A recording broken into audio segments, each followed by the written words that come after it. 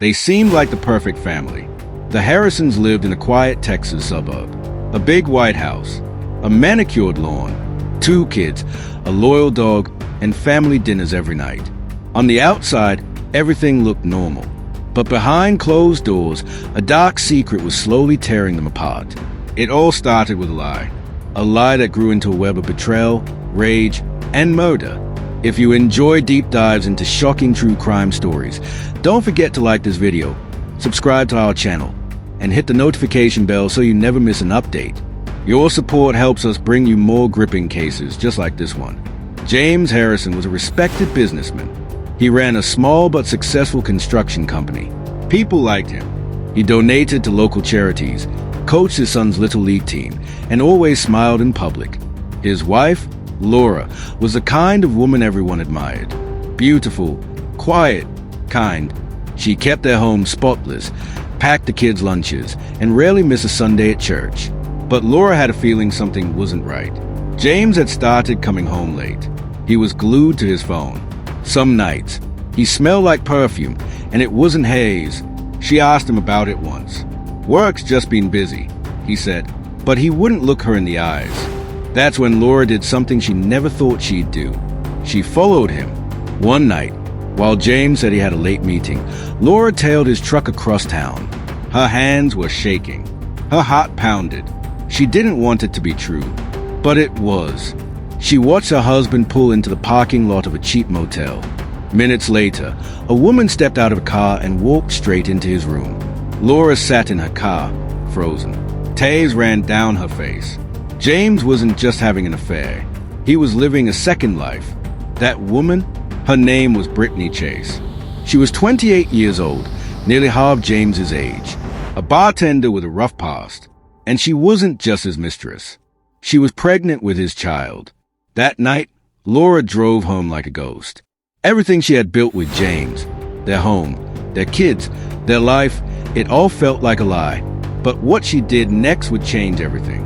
Laura didn't confront James. Not yet. Instead, she started digging.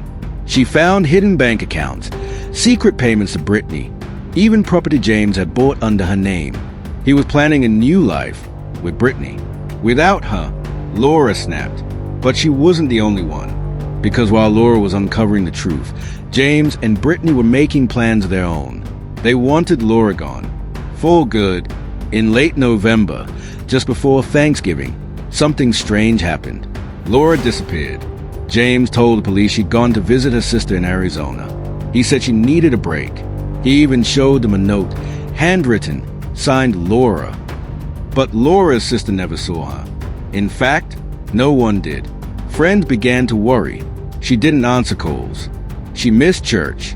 She didn't even say goodbye to her kids. Police grew suspicious. They searched the Harrison home. Nothing looked out of place. But there was no sign Laura ever packed a bag. And then, just as investigators were about to dig deeper, James shocked everyone. He moved Brittany into the house. Just 3 weeks after Laura vanished. Neighbors were horrified. Who was this woman? Why was James acting like nothing happened? And the kids, 10-year-old Emma and 13-year-old Tyler, were confused. Their mom was gone, and this stranger had taken her place. But then came the break. Police discovered surveillance footage from a gas station 2 towns over. It showed James at 2 a.m., the night Laura vanished. He was alone, wearing gloves, filling up 2 red gas cans. He had told police he'd been asleep that night. Why lie? The next clue was even more chilling. A hiker, deep in the woods about 30 miles from the Harrison home, found a burnt-out car. Inside, they found what was left of a woman's body.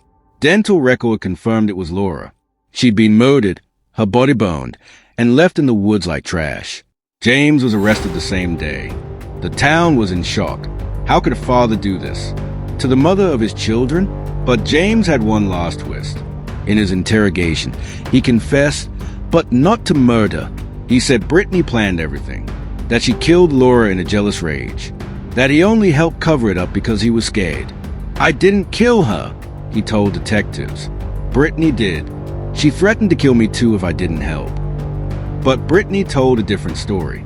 She said James had come home that night with blood on his hands. that he had strangled Laura in their bedroom, wrapped her in a tarp, and told Brittany to help clean up.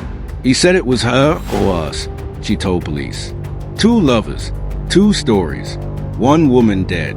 But the investigation wasn't over, because someone else knew the truth. Someone had seen what happened that night. Someone had heard things they weren't supposed to, and that person was still in the house. 13-year-old Tyler. He had seen something the night his mother vanished. He'd been awake. He heard the fight, the scream, the door opening. He looked out his window and saw his dad loading something heavy into the back of the truck. Tyler Harrison had stayed quiet for months. He had buried it all, what he saw, what he heard, deep inside. He was just 13, a kid trying to survive after his mother vanished and a new woman moved into their home like nothing happened. But Tyler couldn't keep it in anymore. One afternoon, he asked to speak to the detective on the case. He didn't tell his dad. He didn't even tell his little sister, Emma. He just sat in the interview room, legs swinging nervously, and said 5 words. I saw what he did. At first, police thought Tyler was confused. Maybe he had dreamed it. Maybe he was making it up. But Tyler remembered everything in detail. He said it was late. Everyone was supposed to be asleep, but he'd been up playing video games under the covers. He heard his parents arguing, loud voices, something slamming against the wall. Then silence, and then footsteps, slow, heavy ones, moving down the hall. Tyler peeked through a crack in his bedroom door. What he saw still haunted him. His father, James, was dragging a large tarp out to the master bedroom. Tyler didn't know what was inside, but it was heavy. James struggled with it, even cursed it under his breath. Then he carried it to the garage and backed the truck up close. Tyler heard the door open, heard the thump as something landed in the bed of the truck. He also saw something else. A hand, a woman's hand, limp and pale, hanging out from under the tarp for just a second, before James stuffed it back in. Tyler had frozen. He didn't cry. He didn't scream. He just waited until the truck drove off, and then he crawled into bed with Emma. He held her all night. Police asked Tyler why he never told anyone. His answer was heartbreaking. I thought he'd come for us next. With Tyler's testimony, everything changed. James Harrison was now facing a murder charge with eyewitness evidence. Prosecutors built their case quickly, and within weeks, he was indicted. But the question remained, how involved was Brittany? Investigators dug deeper into her past. Brittany Chase wasn't just a bartender. She had a history of manipulation, short-lived relationships, and small-time scams. Nothing violent, but she knew how to lie, and she knew how to get what she wanted. Text messages recovered from James's phone showed disturbing conversations between the two. One message, from Brittany, said, "She's in the way. You said you'd fix it." Another read, "No future with her around." But here's where it got even darker. Police uncovered that Brittany had taken out a life insurance policy on Laura just months before her death. How? She had forged Laura's signature. And the beneficiary? Not James. Not even the kids. Herself. She had done it through a fake company and a crooked agent she met at the bar. The policy was worth $500,000. That was the real motive. Not love. Not a baby. Money. When confronted with the evidence, Brittany broke down. She didn't admit to the murder, but she did admit to helping James cover it up. She said he told her everything after it happened. That he threatened her and begged her to stay. That she was scared, pregnant, and didn't know what else to do. But the jury didn't buy it. She was charged with conspiracy to commit murder, fraud, and obstruction of justice. Both James and Brittany were behind bars. But that didn't mean the case was over. Because something strange happened during the trial. A new witness came forward. A man named Victor Lane, a former employee at James's construction company. He told police he had been paid $10,000 in cash to get rid of a car around the time Laura disappeared. He said James had called him late one night and told him there was a situation, that he needed help disposing of a vehicle. Victor said he met James behind an old warehouse, took the keys, and drove the car deep into the woods, where he was told to set it on fire. He never asked questions. James told him it was business-related. But when he saw the news and recognized the car in the burned wreckage photos, he panicked. That car belonged to Laura Harrison. Now James wasn't just facing a murder charge. He was also facing charges for tampering with evidence and hiring an accomplice. But the most devastating part of the story wasn't the murder. It was what happened to the kids. Emma and Tyler were placed in foster care during the trial. With no living relatives to take them in, they were separated and shuffled through the system. Tyler, already traumatized, started having nightmares. Emma stopped speaking altogether. Their once perfect life was shattered. And then, another bombshell dropped. A DNA test revealed that the baby Brittany was carrying wasn't James's. It belonged to someone else. A man named Marcus Dwyer, a known drug dealer Brittany had been seeing behind James's back. Turns out, she had been playing both sides all along. When investigators questioned Marcus, he denied any knowledge of the murder, but text messages showed he and Brittany had discussed moving away and starting fresh just days before Laura's disappearance. Now, the theory had changed. James killed Laura, yes, but Brittany didn't just cover it up. She helped plan it. She manipulated James, pushed him, promised him a new life, but she never intended to stay. She wanted the money, the house, and then she was going to vanish with Marcus. The perfect con. But it all fell apart. James was sentenced to life in prison without the possibility of parole. Brittany's trial was still ongoing, but prosecutors were seeking the death penalty. As for the kids, Tyler and Emma were finally placed with a foster family willing to adopt them together. But the scars they carried would last forever. The story could have ended there, but it didn't, because just a week before Brittany's sentencing, a letter arrived at the district attorney's office. It was addressed anonymously. Inside was a single sentence written in shaky handwriting. "You got the wrong killer." And it was signed, L.H. But Laura Harrison was dead. Wasn't she? Detectives stared at the letter for a long time. It was short, just one sentence. "You got the wrong killer." Signed with two letters, L.H. The district attorney assumed it was a hoax. A cool prank. Someone trying to stir the pot before Brittany's sentencing. But the handwriting looked familiar. One detective recognized it from old birthday cards and grocery lists found in the Harrison home. It looked just like Laura's. They had used a dental record to confirm the burned body found in the woods. But something about that identification always bothered the lead investigator. The body was so badly burned that only fragments of tissue and bone were left. The dental records were old. The remains were never matched with DNA, only with what was assumed to be Laura's last known location and dental similarities. But now, this letter changed everything. Investigators quietly reopened the autopsy file. This time, they requested a full DNA test from the remains, something that hadn't been done before due to how degraded the body was. The results came back 2 weeks later. The body wasn't Laura Harrison's. It was another woman, unidentified.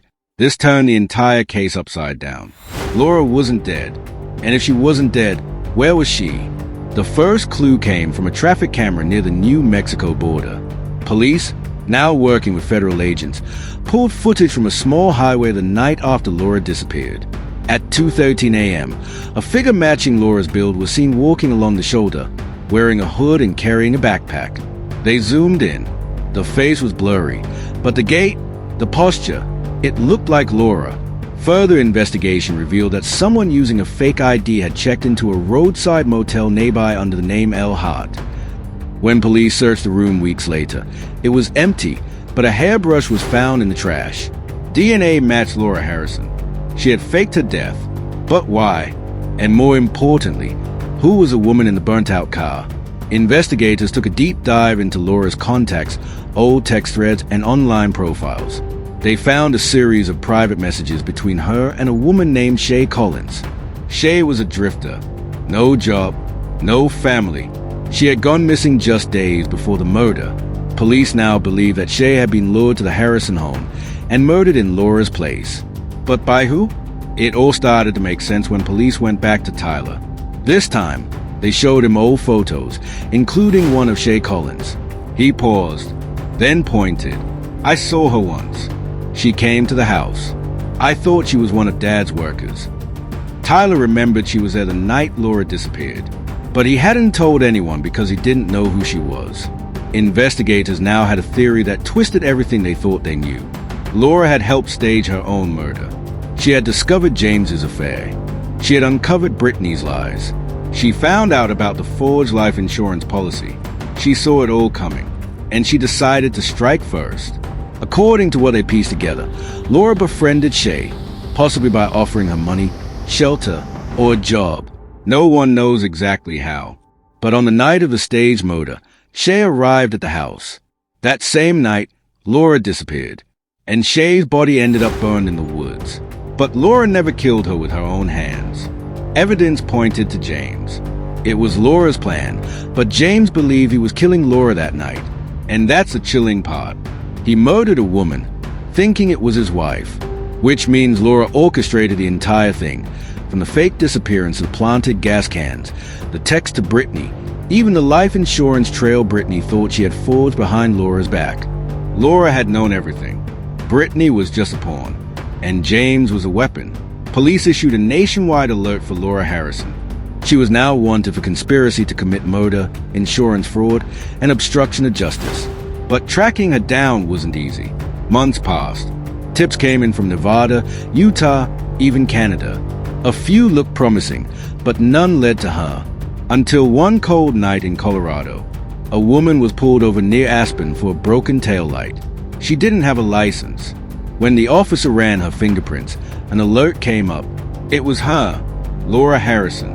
She was arrested on the spot. Calm, no resistance.